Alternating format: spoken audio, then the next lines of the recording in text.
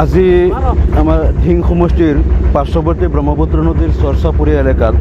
ৰাতিপুৱা 9 বজাৰ পৰা আমি নাৱত আমাৰ সতীৰ্থ বন্ধুসকলক লৈ ইতিমধ্যে বান পৰিস্থিতিৰ বুজ ল'লোঁ আৰু ইতিমধ্যে আমি আবেদৰচৰ লহৰীয়া দ্বীপচৰ লাটিমাৰি তাৰপিছত শিয়ালে চাপৰি তাৰপিছত খুন্দলীয়া তাৰপিছত বাটুলি ৰাণীটাপু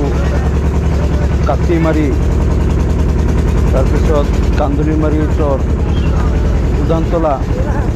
আৰু লাংগীয়া চাপৰি এইবিলাক চৰত আমি ঘূৰি আছোঁ আৰু ইতিমধ্যে দেখা গৈছে বানপানী সামান্য অৱস্থাৰ উন্নতি হৈছে আৰু ইয়াত যিসকল লোক চৰ চাপৰিত তেওঁলোকে নিজৰ নিজৰ ঘৰত আবদ্ধ হৈ আছে আৰু তেওঁলোকে হয়তো ভাত বনোৱা বা ৰন্ধা বঢ়া কৰাৰ সুবিধা নাই আমি তেওঁলোকক অলপ সাময়িক সকাহ দিব পৰাকৈ কিছু ত্ৰাণ সাহায্য আমি বিতৰণ কৰিছোঁ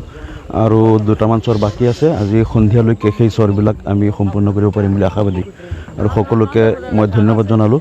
আৰু আশা কৰিছোঁ যাতে বান সমস্যাৰ যিসকল লোক ক্ষতিগ্ৰস্ত হৈছে চৰকাৰে যাতে তেওঁলোকৰ কৃষকসকলক যাতে উপযুক্ত ক্ষতিপূৰণ দিয়ে আমি চৰকাৰৰ ওচৰত সেইটো দাবী জনাইছোঁ ধন্যবাদ।